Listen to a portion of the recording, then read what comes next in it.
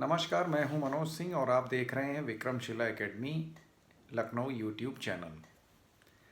आज का टॉपिक है चुनाव चिन्ह किस लिए रखे जाते हैं या चुनाव चिन्हों की आवश्यकता क्या होती है। प्रत्येक चुनाव में इन चुनाव चिन्हों की क्यों ज़रूरत पड़ती है। तो उसके लिए थोड़ा सा हम लोगों को आज़ादी के समय पे जाना होगा। जब अंग्रेज भारत छोड़ करके जा रहे थे तो ये प्रश्न उठा कि अंग्रेज़ों के बाद भारत का शासन कौन चलाएगा। भारतीय नेताओं ने जवाब दिया कि भाई भारत के लोग मिल करके भारत का शासन चलाएंगे, यानी भारत में लोकतंत्र होगा, डेमोक्रेसी होगी जो लोगों के द्वारा संचालित होगी। अब भाई सारे लोग तो शासन चला नहीं सकते हैं इतनी बड़ी आबादी में, तो उसका तरीका चुनाव हुआ कि जनता अपने वोट के द्वारा अपने रिप्रेजेंटेटिव्स को चुनेगी, अपने जनप्रतिनिधियों को चुनेगी, अपने विधायक और सांसदों को चुनेगी। और ये जो जनता द्वारा चुने गए जनप्रतिनिधि हैं, सांसद, विधायक हैं, ये जनता की इच्छा और आशा के अनुरूप कार्य करेंगे, नीतियां बनाएंगे, पॉलिसीज़ बनाएंगे, कानून बनाएंगे और उस आधार पे देश चलेगा, व्यवस्थाएं चलेंगी। तो वोट महत्वपूर्ण हो गया, चुनाव महत्वपूर्ण हो गया और ये तय हुआ कि बिना प्रभावित हुए ये वोटिंग होनी चाहिए। और हमारे यहाँ जो वोटिंग है, जो प्रत्यक्ष मतदान है, डायरेक्ट वोटिंग जिसमें जनता भाग लेती है, उसको गुप्त मतदान कहा गया, सीक्रेट वोटिंग कही गई।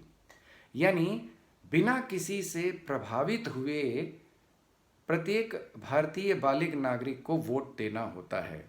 आप लोगों ने देखा होगा जब मतदान केंद्र पर आप जाते हैं वोट देने, तो कोने में वो छुपा करके आप वोट देते हैं बिना किसी को दिखाए हुए, क्योंकि अगर आपने किसी को वोट दिखा दिया तो वो आपका वोट इनवैलिड हो जाता है। तो किसी को भी वोट दिखा करके आप वोट पोल नहीं कर सकते हैं या ईवीएम मशीन या कुछ भी दिखा आप नहीं सकते हैं। ऐसा इसलिए किया जाता है कि कोई भी वोटर्स को प्रभावित न कर पाए अपने पक्ष में। लेकिन चुनावी प्रक्रिया में आज़ादी के बाद से ही एक बड़ी समस्या लोकतंत्र को सुचारू रूप से चलाने के लिए ये थी कि भारत में अभी लिटरेसी रेट, साक्षरता दर उतनी नहीं थी। आज भी लगभग 35% लोग भारत में निरक्षर हैं। निरक्षर मतलब जिनको पढ़ना लिखना नहीं आता है, वो कहीं लिखी हुई चीज़ को पढ़ नहीं सकते हैं।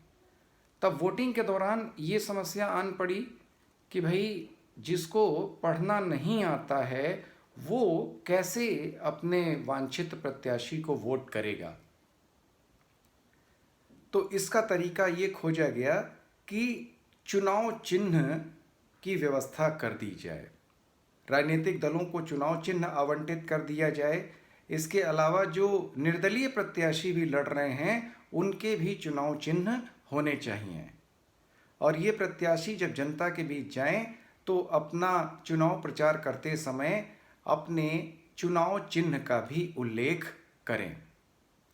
और जब निरक्षर जनता या जो पढ़ी लिखी नहीं है वो जब वोटिंग करने जाए तो वो अपने प्रत्याशी को चुनाव चिन्ह देख करके आराम से पहचान करके उसको वोट कर सके।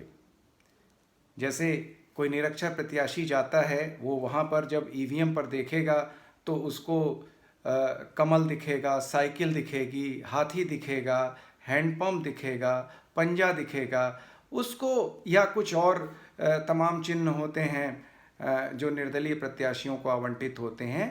तो वोटर जो है, निरक्षर वोटर जो है, वो उनको देख करके अपने प्रत्याशी को वोट कर सकता है और लोकतंत्र में अपनी भूमिका को वो अदा कर सकता है। तो चुनाव चिन्हों की ये अहमियत थी, ये ज़रूरत थी, जो आज भी लागू है और अपनी महत्वपूर्ण भूमिका निभा रही है। तो आज बस इतना ही। अगले वीडियो में हम लोग फिर से किसी नए मुद्दे पर चर्चा करेंगे, किसी नई जानकारी के साथ हम लोग आएंगे। आप लोगों से निवेदन है कि Vikramshila academy Lucknow YouTube channel को आप लोग अधिक से अधिक सब्सक्राइब करें, इसको शेयर करें, लाइक करें। धन्यवाद, नमस्कार, जय हिंद।